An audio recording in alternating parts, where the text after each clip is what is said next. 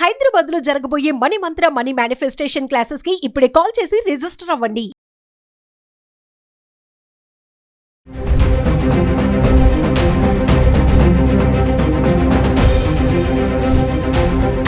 నమస్తే, welcome back to Suman TV. Present మనతో పాటు ఉన్నారు డాక్టర్ మొవా శ్రీనివాస్ గారు.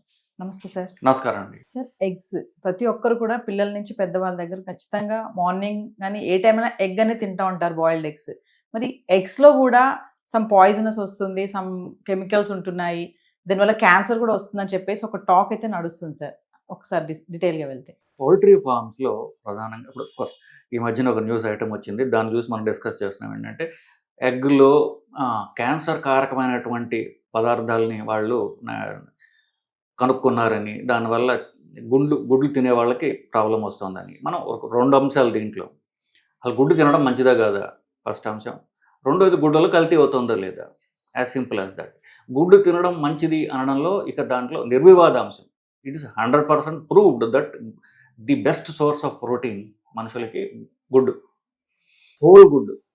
మళ్ళీ దాంట్లో ఎల్లో వేర్ వైట్ వేర్ కూడా కాదు, హోల్ గుడ్డు is one of the best creations. మనకున్న వాటిల్లో అతి అంటే ఈజీగా అరగదగ్గ ప్రోటీన్ దాంట్లో ఉంటుంది. ఈజీగా మనం అరిగించుకునేటటువంటి ఆ సొనలో కూడా లెసిటిన్ అనేటువంటి వైటమిన్ కే అనేవి ప్రపంచంలోనే ది హైయెస్ట్ కాన్సన్ట్రేషన్స్ దాంట్లో ఉంటాయి. సో పోషకాహారంలో గుడ్డు అన్నిటికంటే ఉత్తమం అనే దాంట్లో అనుమానం లేదు. దానికి కల్తీ అవుతుందా లేదా అది మనం చేసిన తప్పు, గుడ్డు తప్పు కాదు అది. సో జనరల్గా పౌల్ట్రీ ఫార్మ్స్లో వాళ్ళకి వచ్చే ప్రాబ్లం ఏంటంటే వైరస్ ఇన్ఫెక్షన్స్. ఈ చలికాలంలో వైరస్ ఇన్ఫెక్షన్, ఆ కోళ్ళు వందల సంఖ్యలో చచ్చిపోతుంటాయి. సో నష్టం వస్తుందని ఈ కోళ్ళు పెంచే ఫార్మర్స్ వీళ్ళు ఏం చేస్తుంటారంటే వాళ్ళకి యాంటీబయాటిక్స్ ఇస్తారు. ఇది కామన్గా జరుగుతుంది. ఇన్ఫ్యాక్ట్ ఇదే న్యూస్ ఒక సంవత్సరం క్రితం ఇప్పుడు వచ్చినప్పుడు నేను ఒక పౌల్ట్రీ ఫార్మర్స్తో ఫోన్ చేసి మాట్లాడటం జరిగింది.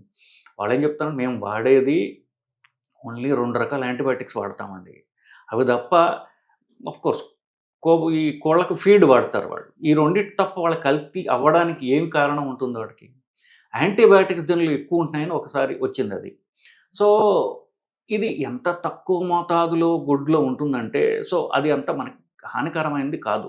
సో ఇప్పుడు ఒక న్యూస్ ఐటెం వచ్చింది అనుకోండి, మనం దాన్ని క్రాస్ చెక్ చేస్తే వాళ్ళు ఎక్కడి నుంచి ఈ అంశం తీసుకున్నారు, సో ఇప్పుడు ఏదో ఉందని చెప్తున్నారు కదా, దానికి సోర్స్ ఏమిటి, దానికి రీసెర్చ్ చేశారా అని మనం కొంచెం చూడాలి. ఇప్పుడు ఈ సోషల్ మీడియా యుగంలో ఇన్ఫర్మేషన్ లేక కాదు, ఇన్ఫర్మేషన్ ఎక్కువైపోయింది. ఏది నమ్మాలో ఏది నమ్మకూడదో తెలియలేని పరిస్థితి బేసికలీ. సో ఈ ఎస్పెషల్ యూట్యూబ్ న్యూస్ ఛానల్స్ ఉంటున్నప్పుడు సోర్స్ ఆఫ్ ఇన్ఫర్మేషన్ ఇవ్వడం జరగదు. ఇప్పుడు మీరు ఇప్పుడు శాటిలైట్ బేస్డ్ టీవీస్ అనుకోండి, వాళ్ళు లైవ్ రిపోర్టింగ్ చేస్తుంటారు. సో ఎక్కడి నుంచి రిపోర్ట్ చేస్తే మనకి కనిపిస్తూ ఉంటుంది, వాళ్ళు ఇది మా సోర్స్ ఇన్ఫర్మేషన్ చెప్తారు. That is responsible journalism. This is panicky journalism. అంటే మనం ఒక న్యూస్ ఐటమ్ని క్రియేట్ చేస్తున్నాం లేని అంశాన్ని బేసికలీ. సో మళ్ళీ గుడ్లో క్యాన్సరస్ సబ్స్టాన్సెస్ కలవడం అనేది ఇంత ఈజీ కాదు అది.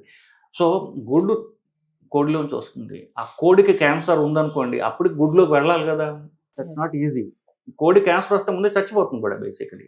సో లేదా కోడి క్యాన్సర్ ఇచ్చే మందులు ఇస్తున్నారా, జనరల్గా నేను చెప్పినట్టుగా కోడికి ఇచ్చేవి యాంటీబయాటిక్స్. ఒక టైంలో యాంటీబయాటిక్ కాన్సన్ట్రేషన్ గుడ్లు ఎక్కువ అవుతున్నాయి, అది మనుషులకు వస్తుంది అని వచ్చింది. అప్పుడు గుడ్లలో యాక్చువల్గా పరీక్ష చేస్తే అంత కాన్సన్ట్రేషన్ లేదు అని స్టడీలు తెలిసింది వాళ్ళకి. సో గుడ్డు అంటే మనము ఈ వీడియో ద్వారా గుడ్డు మంచిదా కాదా, గుడ్డు తినవద్దు అనేటటువంటి న్యూస్ వెళ్ళకూడదు. సో గుడ్డు అనేటువంటి మంచి పోషకాహారం, దీనిలో అనుమానం లేదు. రోజుగా 5-6 గుడ్లు తిన్నా కూడా మీకు సేఫే. This the best source of protein.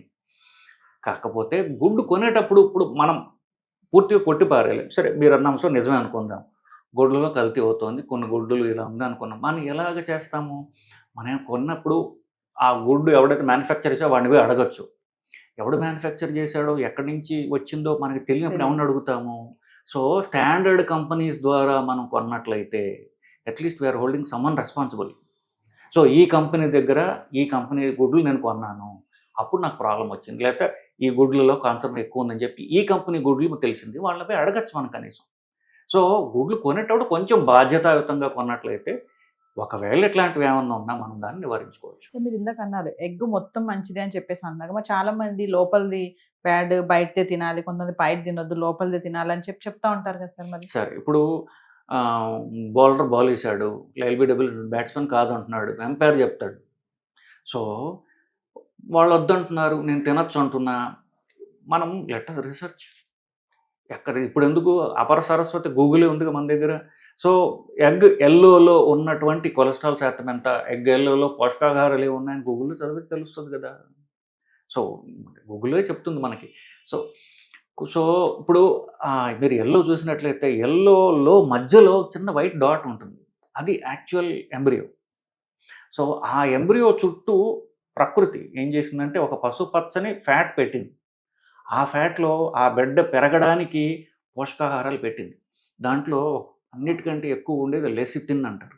Lecithin ఆ బిడ్డ పెరగడానికి ముఖ్యము అని చెప్పేసి ప్రకృతి, ఆ కోడి కూడా కదా, కోడిని తయారు ప్రకృతి తయారు చేసింది అది కదా యాక్చువల్లీ. ఆవిడ ప్రకృతి ఒక లేడీ అనుకుంటే. సో ఆ ఎల్లోలో అంత కొలెస్ట్రాల్ ఎక్కువ ఉంటే బిడ్డ చచ్చిపోతుంది కదా. మరి అక్కడ బిడ్డ గురించి చుట్టుపక్కల ఎందుకు పెట్టింది, బిడ్డకి అవసరము, దానికి మంచిది కాబట్టి. ఇన్ఫ్యాక్ట్ ఇప్పుడు మనం చూస్తాం ఫలానా గ్రహంలో ఎక్కడో దాని చుట్టూ దూరంలో ప్లానెట్స్ ఉన్నాయని చెప్తారు. ఆ ప్లానెట్స్లో లైఫ్ ఉందా లేదా ఎలా చెప్తారు తెలుసా వీళ్ళు? సల్ఫర్ ఉన్నటువంటి ప్రోటీన్ ఉంటే అక్కడ లైఫ్ ఉండొచ్చేమో అని. సల్ఫర్ ఉన్నటువంటి protein elastin. So it is needed for life. అదే ఉంటే చెప్పాక గుడ్డు బతికేదే కాదు కదా. ఇవన్నీ ఏంటంటే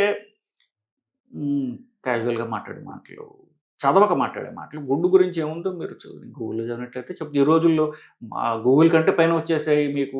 చాట్ జీపీటీ చదవండి. సో చాట్ జీపీటీ లాంటి 10 వచ్చాయి ఇప్పుడు.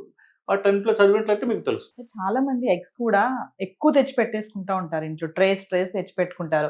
అది ఎంతవరకు కరెక్ట్ అంటారు? అంటే 30 ఎగ్స్ అనేసి పెద్ద పెద్ద ట్రేలు వస్తూ ఉంటాయి, పెట్టుకొని ఇంట్లో పెట్టుకుంటారు. అంటే ఎన్ని రోజుల వరకు ఎగ్స్ మనం ఇంట్లో పెట్టుకోవచ్చు, నిల్వ పెట్టుకోవచ్చు? ఎక్స్పైరీ వాళ్ళ దాని మీద ఉంటుంది యాక్చువల్లీ. అది కూడా అంతకుముందు మీరు వెస్ట్లో అయితే ఆమె స్టిక్కర్ ఉంటుంది, ఎక్స్పైరీ ఇంత అని చెప్పేసి.